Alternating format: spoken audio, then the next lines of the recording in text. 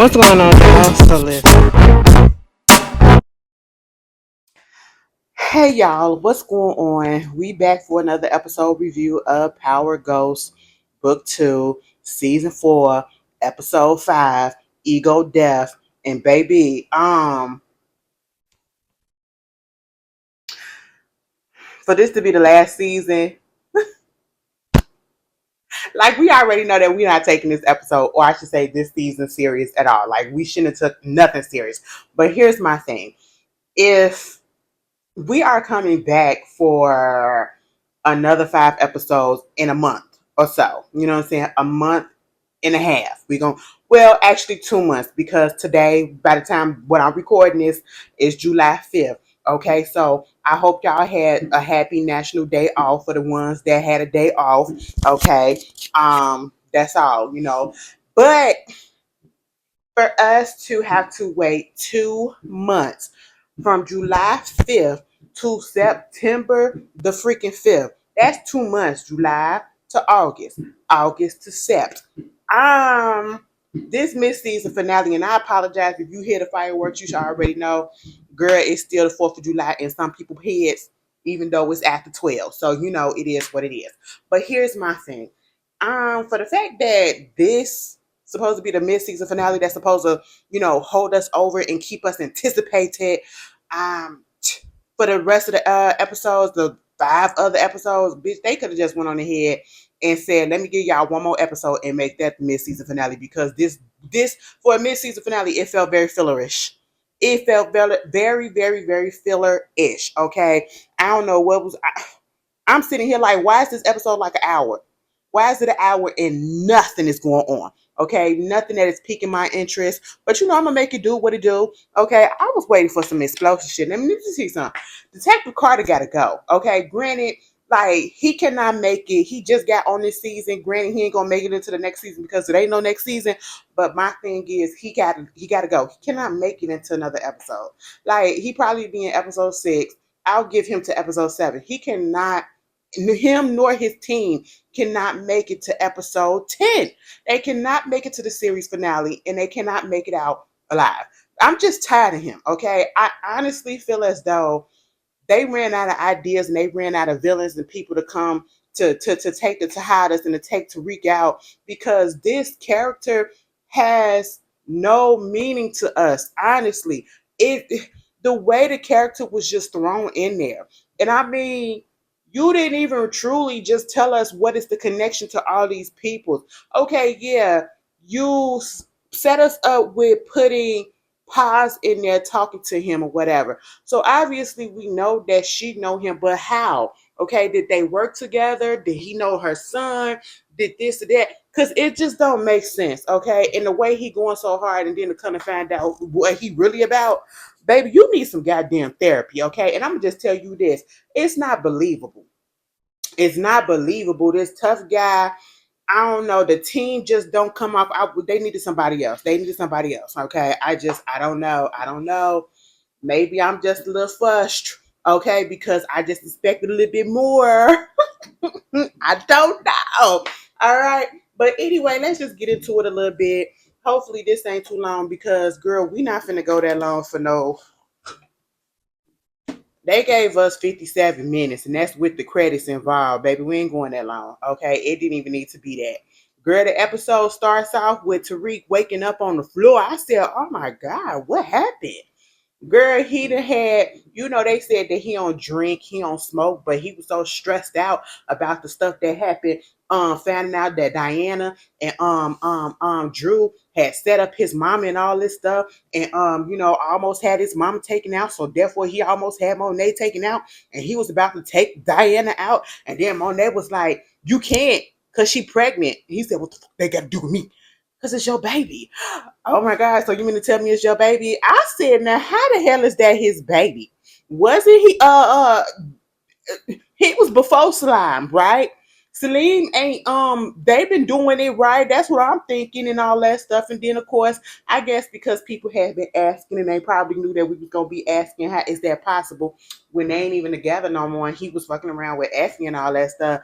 And they said basically that Because what he wound up telling her, well, I should say, Diane wound up telling him that, it's your baby. He said, now how the fuck is my baby? Okay, like, tell me how that happened. And it was like, because we only there one time in the first semester, last semester. And I said, oh, it was only a one time thing. And she was like, yeah. And he said, but you was messing around with Selena that whole time or whatever. It was like, yeah, but every time we did it with condoms. Me and you didn't do it with a condom. I said,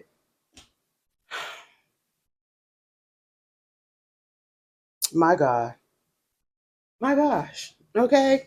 And I'm just like, oh, all right. All right. So that's put the mystery of that to the side. Okay. Moving on from that, like I said, he woke up on the floor. Anya and him did it. He was drunk as hell. He was smoked out as hell because he was stressed after he found out that he finna be a baby daddy and he was almost about to kill his baby mama. And so I was just like, you know what? He had decisions. Decisions. So he said, let me get a little drinky drink, let me get a little smoky smoke. And he had a good time with Anya, and that's just what it was. Okay. Meanwhile, you got Braden. Let me just tell you this, Braden. Zion was on here making jokes about you being trying to make him Tommy number two. It'll never happen. Tommy will never be this goddamn sloppy, okay? Never be this goddamn sloppy. The only thing that you got in common with Tommy is that you're a white boy. That's it. Not even a man, a white boy, because that is what you acting like, all right? You are so easily influenced. And to be quite honest, that is kind of the same how Tommy is. You know how Tommy was when he got with his women's. Oh girl, once he hooked in, okay? And he became emotional. And something always happened to him and he be loving them deep. And I was like, damn, a thug with a heart. That's what Tanya wanted to be and all that stuff. And that's what they trying to make Braden too. But Braden is just dumb. Okay. And I don't know why they made his character so dumb. Because maybe it's because they trying to show that Tariq is so smart, but he really not. At this point, Braden and Tariq need to break up. I'm sorry, it's just not gonna work because they got two different focus. Okay, they are in this for two different reasons, and they are not on the same path. Yes, we trying to make a living. Yes, we try to do this, but I want to do it for this reason, and I'm doing it for this reason. And then you gonna do it over there. You not telling me this, and you not telling me that, bitch. It's just going haywire. Okay, and I do not like the way that Tariq has been treating Braden ever since last season. Okay, listen. You said and he said, if we're gonna be up in this together, we got to be telling everything to everybody. We got to tell each other everything, I should say. You know what I'm saying? He was like, sure, we're gonna tell each other everything. I'm gonna let you know. And then he walked right out without telling him that he needed to go see this person. He needed to go see where this person is. Girl, what? That happened previous episodes. Now you still doing the same thing, and we seeing how fucking selfish she is, okay? So it's so easy at this point for Braden to fall in with somebody else that's actually giving him attention and making it seem like they give a damn. Even though the only reason why I feel like that girl is with him is because he got drugs. That's just what it is. Now he wake up in her bed and we see some pill bottles like prescription medication from the doctor. And he was like, damn, you finna do that early in the morning like that? She said, don't worry, don't calm down. It's prescription and everything. Cause it's for my illness. She got sickle cell. Oh my God, you got sickle cell? And it was like, yeah, this helps me before my body crash out or burn out or whatever. You don't know what that is? No, because I ain't never been around nobody that had sickle cell to know that. She was like, that's right, that's right. You do look like the type that ain't never been around a black person in your life. I said, damn, bitch. You ain't have to do that. But yes. And she was like, I mean, it's basically when my body is about to start losing oxygen or whatever because, the sickle cell and all that stuff, and then it be hurting. Y'all know the symptoms of sickle cell, okay? And I was just like, all right, we got a little medical history lesson and whatever, and we, black history and all that stuff, because niggas are always the ones that get the sickle cell, and that's really messed up. That is really messed up that we literally have an illness that is designated to us, okay? Like, is it white people? Can white people can get sickle cells? I'm gonna have to look that up. That is gonna be rare as shit if I ever hear a white person that has sickle cell, or let me tell you, a Caucasian, okay, a Caucasian have sickle cell anemia. Let me tell you, some anemia is nothing to play with, bitch. There's been plenty of time I almost passed out because that iron was like, damn, bitch, get it up. I said, "Ooh, let me get these pills, girl." Medication. Anyway, I was just like, all right, you know. And then she said, but I'm not a drug addict. Okay, I'm not a drug addict. I just use a little cocaine and all that stuff, just to, help with the other things that, go wrong with my body, that speeds it up when her body's in pain or whatever, to let her, cope with everything else that's happening. And I'm just sitting here like, mind you, you just said that you're not addicted. Okay, you're not addicted and you're not finna do it, but you take your medication and then right in the midst of you talking and telling him that you're not addicted and you don't do it, you literally took a bump. You took a bump. Okay. I said, what? Meanwhile, Brayden out here doing the same thing, right? And so this whole thing is she basically using, I don't care what it is, she using him for the drugs. She using him for the drugs, and that's just all that it is. Brayden out here telling her stuff and everything. Let me tell you something, Brayden probably would have got slapped. I mean, Tariq would have probably, that'd be the one time I've been like, Tariq, you go ahead and slap his ass because you opening up your mouth to a person that you truly don't know. And see, again, if it wasn't for the fact that Tariq is so freaking selfish, Tariq can drop Brayden anytime, and it would not affect him. It would not affect him at one bit. Brayden, it affected him very much, and we saw how that did. He tried to drop him. What was it, last season? And we saw how bad it affected him. Brayden literally has no one. They're both in the same boat at this point. They have no one, and you would think they would try to gravitate to each other and be their brother's keeper or whatever. But no, Tariq is too goddamn selfish. Okay, even his daddy didn't do that. At least before him and Tommy fell out, they was cool better than this. I was just like, you know what? Maybe somebody needs to graze Tariq with a graze him or something, or put a hole in the shoulder blade or something because he need a reality check. He don't know how to be a friend. He too focused on his drug game. He's just all right, all right. Meanwhile, let's just switch over. Oh yeah, Noma did run into Anya and she was like, "Girl, what you doing?"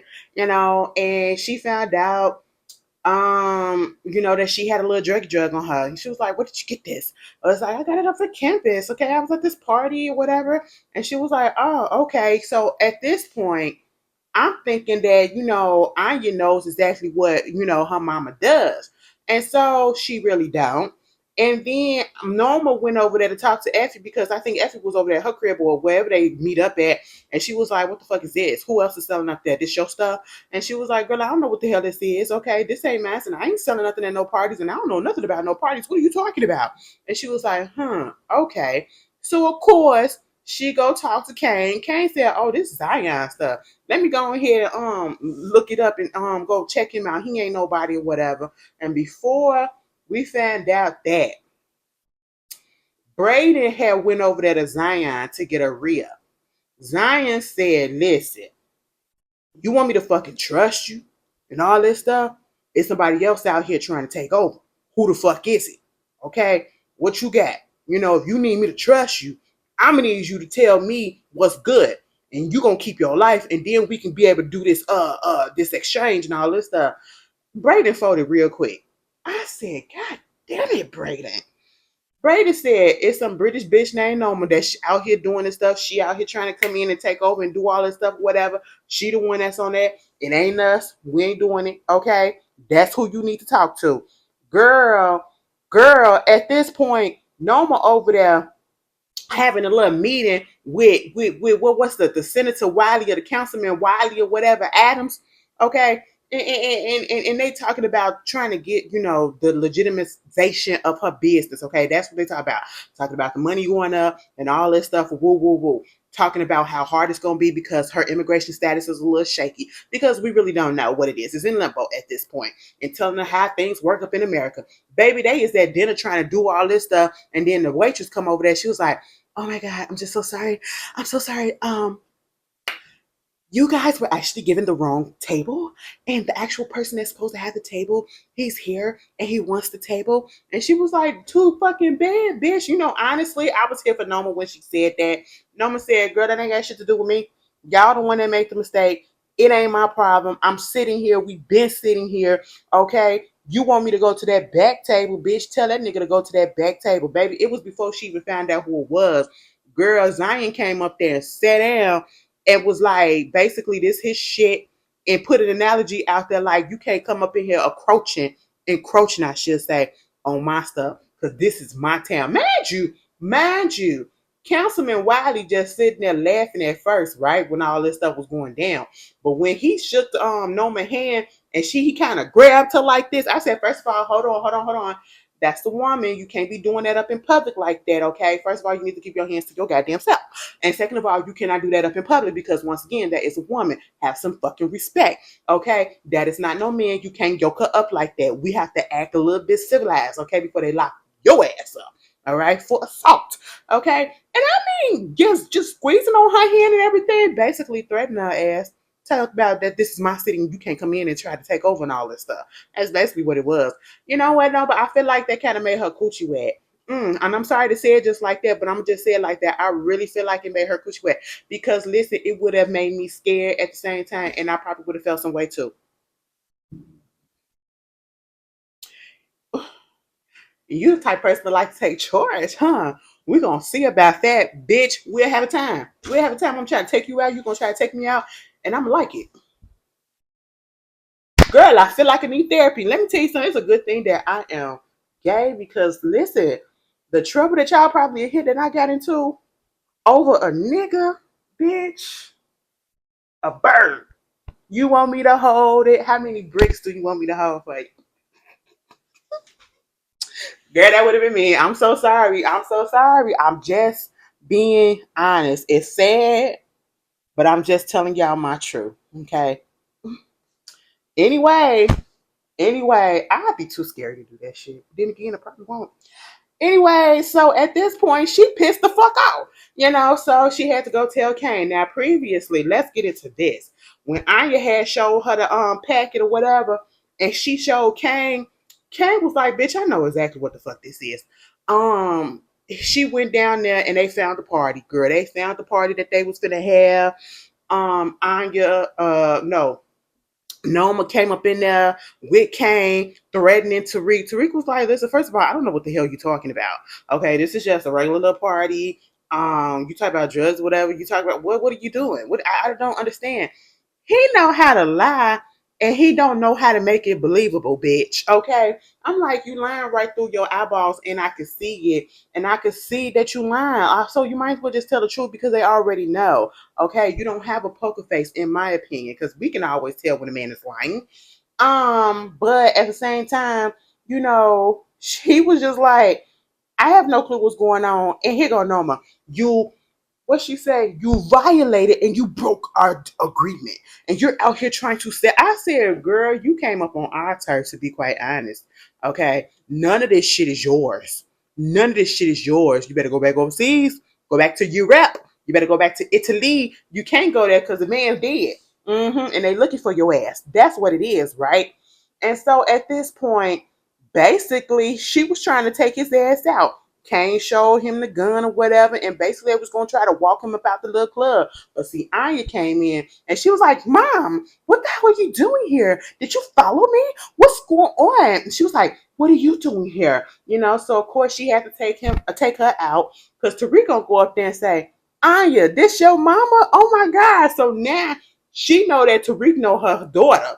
Okay. But see, now it's a bigger issue because she told Kane once she got up in that car, listen, let me tell you something. I don't know what the fuck I be doing, okay? And I gotta separate the two, right? I gotta separate the two and I gotta keep that. She can't know, okay? But at this point, that nigga gotta be dealt with. I said, child, y'all keep on saying Tariq gotta be dealt with and don't nobody deal with him. Why he ain't even got his finger don't even be broke. Y'all ain't even pop off a nail. Okay, like come on, pinch him or something. Y'all don't do none of that. Y'all just put a lot of threats out there and don't do nothing about it. I was just like, all right, all right. Meanwhile, going back to this whole drug thing with Zion, girl, they went down there to his little fight club to cause Kane pissed. Cause what you not gonna do is come in my woman. Cause that's how he acting. That's how he acting. You got that whole situation going on, and of course they know each other, and so he kind of came off a respectful a little bit because he was like, sorry what happened to your daddy, right? But then it got disrespectful because of the whole situation about what Noma said. Oh, so she came back and she told you, oh, yo, bitch, this, whatever. You know, because the Tejadas is out there being real desperate ever since Lorenzo died. I said, God damn, there it is. Y'all was being a little bit too nice for me. He was like, my bitch. First of all, what you gonna do is you gonna respect this woman. That's what you gonna do. I said, oh my God, Karen, you really like her? Hmm. And then he said it again, and he was about to beat his ass. He was like, you know what? Nah, fuck that. Cause you know they ain't got no guns, they can't have no weapons up in the little fight club. So they was like, let's go down there and let me beat your ass for it. He was like, all right, okay, cool. Girl, Dougie Fresh was the MC. I said, Dougie. And so they get in there and they fight. They fight. And of course, Kane showing off for Noma. And Noma up there like, yeah, I said, "Oh my God, Noma, you getting in?" She said, "Bitch, that is making her tingle all over the place." And I just said, "I know they fuck nasty after that." I'm sorry to say it, and I'm sorry to be so goddamn vulgar, but it is what it is. They did the whoop de whoop. Okay, that's just what it was because Kane was putting it down, Zion was putting it down, then Kane was putting it down, and then Zion cheated by getting some brass knuckles, and he punched him dead up in his kidney. I said, "God damn, you ain't have to do that." Dougie was like, brass knuckle, that's wrong. That's wrong. That's a violation. That's wrong. You got to forfeit. The rule, the winner is Kane. I said, damn, so you fucked up your record by out here cheating because you had a little ego trip or whatever. Maybe that's the reason why the episode is called Ego Death. Oh, okay, cool. That's at least one reason. And so you got that. And we also get this scene with Davis. Davis, girl, at the end of the day, Davis might as well just turn crooked. I mean, as a full-time gig, because Miss Gurley that was working with him, she had left. She said, "Listen, bitch." He said, "Hold on, this has never happened ever, ever in the history of David McLean. This has never happened before. Just hold on." She was like, "Listen, I like you and I like working for you, whatever. But at the end of the day, I got bills and I got a child to take care of, okay? So I'm gonna have to go somewhere where I can get some money and the payroll ain't fucked up, okay?" And so, she left and Braden and Tariq wind up sending him, giving him some money and all that stuff. But he also smoothed things over with Wiley. Now I said, what the hell is going on? Because at this moment, the way that what's his name? The way Davis came up into her house, and I'm talking about Noma's house, and told her about the fact that excuse me, told her about the fact that what was going on, that he talked to Wiley and all that stuff, and he knew Zion and all that, whatever, blah blah blah blah blah. He took his sports jacket off. He took his suit jacket off, I should say.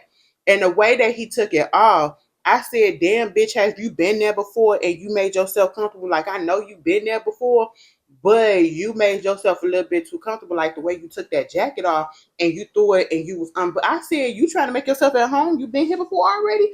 Like, you been in it already? And I'm talking about in it. And I don't know if he has, but I just know whatever he was saying turned Noma on and they finally fucked. I said, I just can. When Rock do her review, because Rock said that bitch will find somebody to fuck with each and every time. She out here just fucking everybody, okay? And Noma getting it in, okay? She got Kane. She said, listen, bitch, niggas can do it. I can do it too. I ain't in no relationship. And this ain't nothing serious. It's just sex, okay? And I can have whatever I want, whoever I want, however I want. And I said, you know what? I ain't even mad at it, okay? Meanwhile, let's just get back over here to the Tejadas. Monet got her goddamn nerves, okay? Monet got her goddamn nerves. I just don't like when people just don't have a plan B and people be acting like, oh my God, I got to stay into this bullshit for the rest of my life. This is what I really want to do. Instead of trying to find something that's more safer, okay? Girl, she called a family meeting. I said, these motherfuckers tried to kill you and you was trying to take them out just the night before, less than 24 hours. Excuse me. And you want to call a family meeting for what? What do we have to talk about? I put your life on hold. Okay, I put your death on hold, I should say. But that should be it. That should be it, bitch. I don't need to see you like that. But you know, Monet is in this revelation that she was having, and she want to be a better mama and all that stuff. Kay came up in there and said, "Bitch, what the fuck is this? You up here trying to have us together after I was just trying to kill a nigga? No, it's not happening. They tried to kill you, mama. They tried to kill you, mama. And you want to sit down and break bread with these motherfuckers?" I was with Carrie for a second. I really was. Okay. How is it gonna be the same? She walked in to come back together, and even Drew said, "Bitch, this ain't even gonna happen." Okay, like, come on, get the fuck out of here. Diana is the only one that's gonna stay there. Girl, you know, Diana got the soft spot for her at this point because she's pregnant, and she like, "Listen, girl, I know I ain't do right by y'all, but I need you to have this baby. I mean, it's your decision. It's your decision.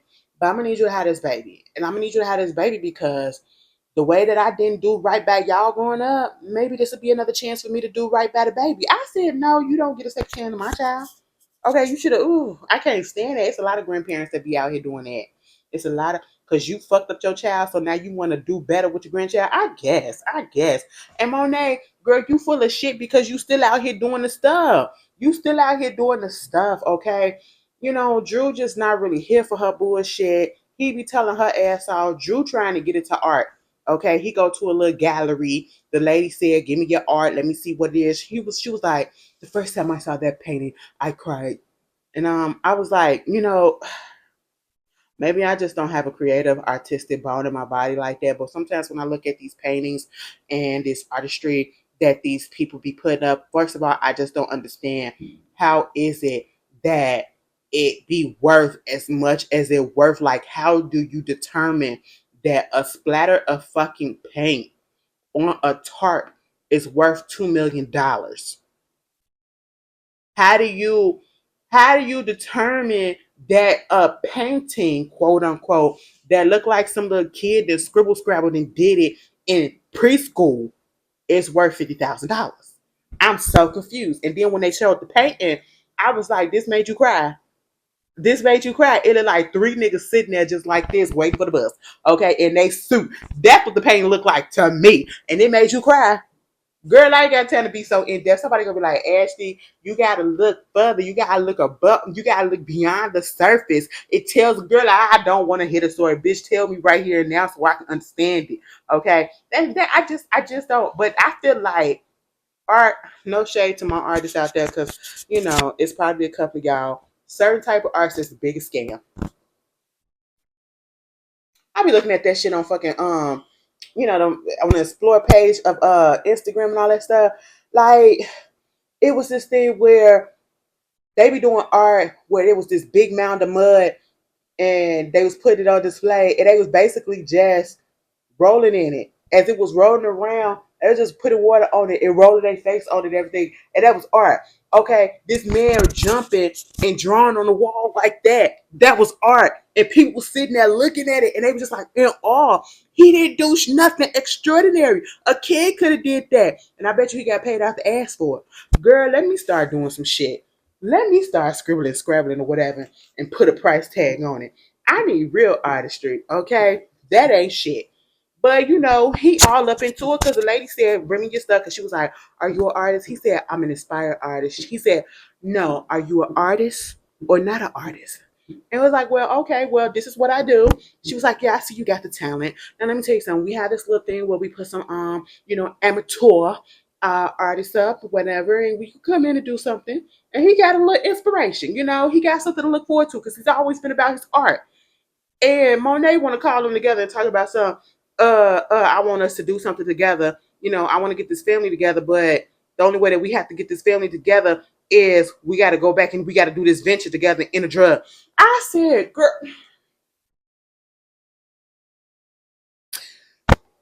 I need them to be fucking for real." In what world would somebody go back to being okay with, and then once they let the kids live in the house too, told Drew, "Bitch, you ain't gotta go nowhere. You can come back to the house." I'm sitting here like, Monet, you trust him that much? That man tried to kill you in the way that he talking to you still. I wouldn't sleep with the door unlocked. Okay, I would put a deadbolt on that bitch, and I put a combination safe on that shit too. Because listen, the way he talking to him, I mean talking to Monet, girl, I wouldn't be surprised if he just wanna just randomly wake up and go in a room and just take her out, smother her with a pillow.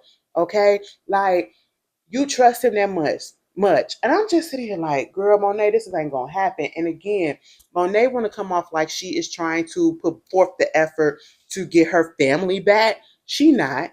She's also self-serving. This is about her. This is not about the family. She wants to get her position back up into the game. She want it back. She want to be back on top. And that's all that it is. And see, that's why her and Tariq kind of get along, and that's why they also butt heads because they have the same end goal. They literally are the same person. They are selfish as fuck, and they want to be on top. And he literally said that in the episode. He got to be on top. Okay, and I'm just sitting here like, child, Drew, don't fall for this bullshit. Diana said, "Listen, I help, but let me tell you this, Mama. No, Drew said, okay, cool. If we're gonna do this, I do one time only." And because I need a little bit of change because I need to get myself set up. That's just what it is. It's a one-time thing. She was like, okay, cool. And so basically they get some soldiers, and they try to, because they found out that the Russians, wait a minute, I think they went out to take out the Russians or whatever. Either way, they went to go jack somebody, okay? And Detective Carter, bitch, him and his team then found out what was going on. And I just do not, and I should have known, and I knew it was something about them that I just didn't like because when we first see them, again, we have Tate's brother in there trying to tell them exactly how Tyreek worked, okay? And how you just can't go up there talking to him and thinking that you could get to him and thinking that you could flip him. It's not going to work, okay? He's the St. Patrick's. The St. Patrick's, they don't fold that easily, bitch. They don't fold at all. Okay, and so you thinking that you could flip one on the other, and just because you told Monet this and you told him this, and he seemed like he was scared of Monet and all this stuff, bitch, that still don't mean nothing. And they don't want to listen to him, and they making it seem like he's slow. And the only reason why he got where he got to is because of his brother, like nepotism, like his brother got him that position. And at that point, he should have just left. Okay, but then they found them, right? Somehow, one day they was trailing Tariq and they was trailing the Tejadas. Girl, they found out the Tejada was out there trying to rob some product and all this stuff, whatever, from the Russians to give so that basically robbing Noma's Connect. Okay, one of her little people, the Russians, because that's what we work with. Because now they back on the streets and all that stuff. And so it did go down. A couple of people got shot, and then all of a sudden, here come Detective Carter and his crew. NYPD, you're under arrest. Girl, they weren't under arrest. Basically, he come out with that cigarette, and the way he was holding that gun like this, he make me so mad. Like all of the cops that have, the detectives that have come onto this show, has made me so mad, and I feel like he is making me the maddest because why are you here? What is your real purpose? Okay, what is your aspiration in life, girl? What is it? What is it? We seen him leave out his house and he's still talking like his wife there. And who the fuck was Denise? I know it was that lady in the picture. He said, I won't be out too long. I'll see you later. I said, oh, you still grieving, so I'm going to let you have that. I'm going to let you have that because my granddad used to do the same thing with my uncle dad. So, it is what it is. He had his, it was sad. It was sad. The shit, the way that he grieved. I was like, but that's neither here nor there. That was his process. I ain't even gonna trip off of it. But see, you made it seem like you out here trying to rid all the drug dealers out the street or whatever because somebody took out your wife. Your wife was a casualty. And I'm trying to figure out who the fuck was Denise is. Did we ever see her before? They showed us the picture and they made sure to put a picture, keep the camera on her. And I'm like, are we supposed to remember that? Is that supposed to jog something in our memories? Bitch, it didn't jog shit in mine. Okay? So somebody tell me something. Did we see her before? Either way, I guess she got taken out by a drug dealer or somebody on the street, and that's why he out here trying to do what he do. Okay, he trying to take care of the drugs and get the bad people off the street. That's what I thought. That's what I thought. But that ain't what's really going on.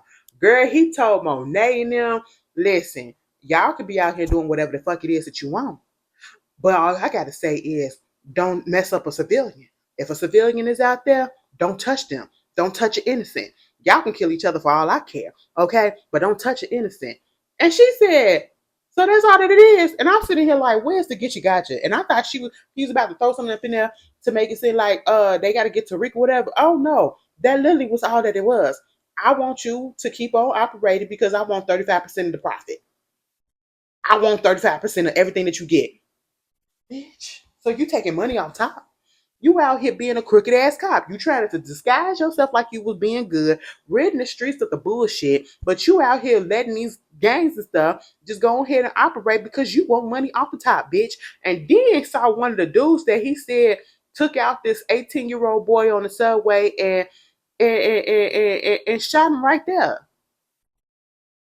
I said, excuse me, so now you're a killer and you're a crooked cop. You're a murderer. And I said, honestly, we probably could have saw that coming, but at the same time, was that supposed to be a oh my god type of moment? Was that supposed to be something that's supposed to make me go, oh? Because I was sitting here like this. Oh, God. It's. I mean, it looked like it was going that way because that's how he was giving off that vibe that he wasn't on the up and up. Like he had a story to tell. But you know, hey, it is what it is. Meanwhile, let me get back, take a little backtrack. Okay. When Noma was up at that party and then she left, Braden was in the back and Tariq saw him and that motherfucker was getting down with that coat. Okay, he was getting down. He said, what the fuck you doing? This what you fuck you back here doing? He was like, Noma was up in here. She was. And so of course Tariq was pissed off. Tariq was pissed off, rightfully so. But at the same time, I understood exactly why Braden doing what he's doing. He ain't got nobody, like we already said. And he told him that. I ain't got nobody. I ain't got nobody to talk to about this stuff. So this is what I'm doing to alleviate all the stuff that's going on or whatever. Because Tariq is so fucking selfish. He don't give a damn about him. He don't ask him how he's feeling. It's all about him and how he's gonna get himself up out of this. How he's gonna get himself on top. It's not about us. It's just an our thing. Okay, for Tariq, it's our intent. I said, bitch, I ain't know that letter was up in them word. He said it is now. And then gonna get pissed off and, call out the girl because Braden had told her what was going on. And he was like, why the fuck would you tell that bitch? He was like, because I ain't got nobody else to talk to. I said, oh, okay. Well, again, I understand that, Braden, and I'm on your side for the most part. But this was stupid. Because, like Tariq said, as soon as y'all fucking break up, she's gonna go out there and say some shit, okay? And I'm like, y'all just got together and you opening up your mouth and telling her shit, you probably told her that while you was high as hell. Okay. And I'm just like, damn, Braden, you fucking up. And he was over there talking to her at her place. And she was like, don't worry about it. I'm not offended. I just knew he was an asshole when I first saw him or whatever. So it's okay. He ain't offend me or whatever. He's a dick. And that's fine because I dosed him. I said, excuse me. Me and Braden said, bitch, what? That was the only part that I kind of said, excuse me. Girl, so not only are you a crackhead, and that's literally what Tariq called her, fucking drug addict. It was like, she's not no drug addict, man. I said, yes, the fuck she is, and she's turning your dumb ass into one. You easily fucking sway. You're naive as fuck, okay? And that girl literally dosed your friend and had the nerve to say, it ain't nothing but a little bit of acid. He needs to calm down. It's just gonna make him hallucinate and all this stuff, whatever. I said, you know what? That's roofing somebody. That's a felony, I feel like. You could get arrested for that.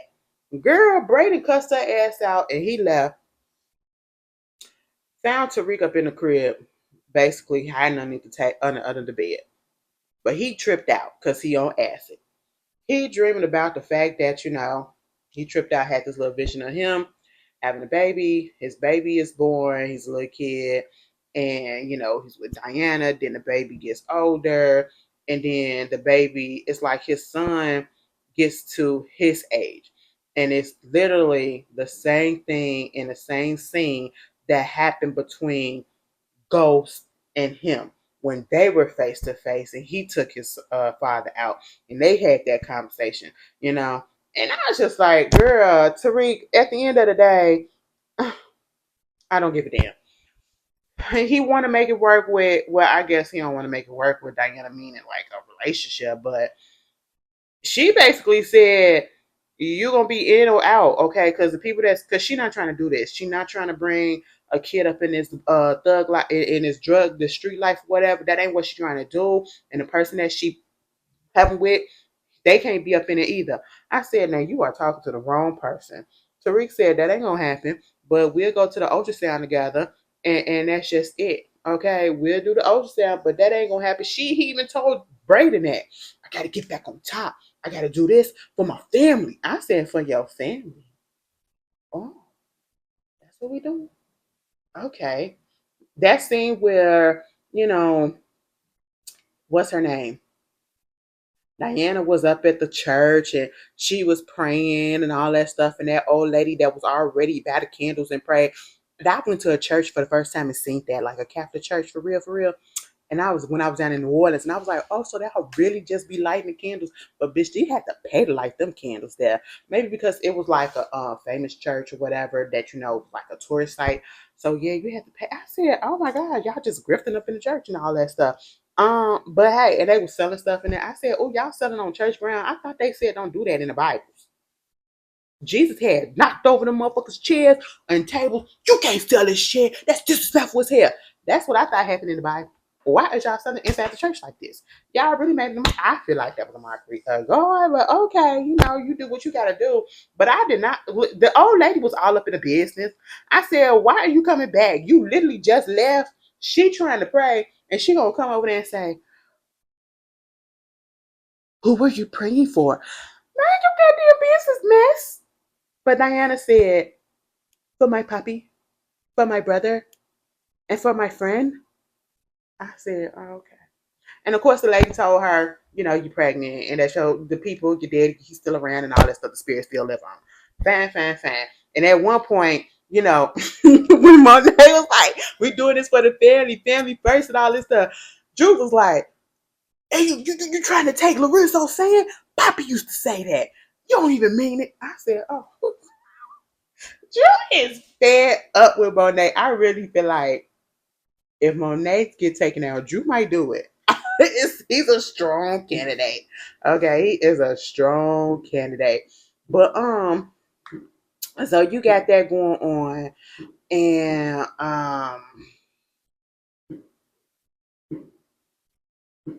Diana did ask Tariq when they was at the ultrasound, what happened to Salim's Salami. And he basically like he ain't know what was going on. And he told her, listen, you want me to get up out the game, but let me just tell you this, it ain't gonna happen. And that's just how it ended. She got up and she left. And I was just sitting here like, so this is how you gonna end the episode? For a mid-season finale. This was so fucking whack, bitch. It was so fucking whack. I'm so sorry, y'all. I have to be honest. I was waiting for something like you started the first episode off and got us excited. At least me, bitch. Okay, you got me a little bit excited because it was nothing but action, action, action, action, action, action. And I understand you got to calm it down just a little bit. You calmed it down a little bit, but I admit the last few episodes have actually been good to me. This episode, though, for a mid-season finale, bitch, it felt like a filler episode number 6.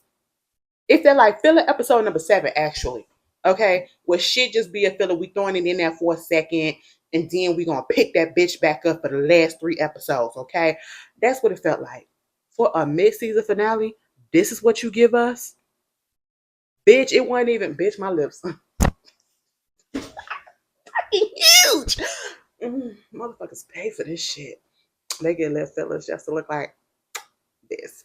But anyway, you see how I just got distracted because I'm kind of pissed. Like, this is what you give us. Anyway, y'all tell me how y'all nothing. Oh, Detective Carter he's crooked. Oh my God, Tariq don't want to get out the game. Oh my God, what is Diana's gonna do? Girl, we don't give a fuck. Shoot somebody. This mid-season finale, somebody should have died. Other main cast, okay? I'm just saying. Somebody should have been injured, not on life support in the ground. Okay, that's just what should have happened. But anyway, that is the mid-season finale. Y'all tell me how y'all felt, and I'll see y'all later. Good night. Good morning. Good day.